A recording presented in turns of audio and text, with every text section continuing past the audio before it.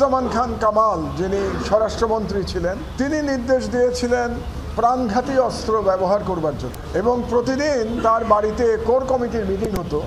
যেই কোর কমিটির মিটিংয়ে পুলিশের আইজি, যিনি এই মামলার আসামি এবং রাজসাক্ষী আব্দুল্লাহ আল মামুন, অন্যান্য আইন শৃঙ্খলা বাহিনীর প্রধানগণ এবং গোয়েন্দারা, সরকারের বিভিন্ন গোয়েন্দারা উপস্থিত থাকতেন, এবং তারা প্রতিদিন সিদ্ধান্ত নিতেন যে পরের দিন কিভাবে গণহত্যা চালানো হবে। তো সেই বর্ণনা আমি দিয়েছি।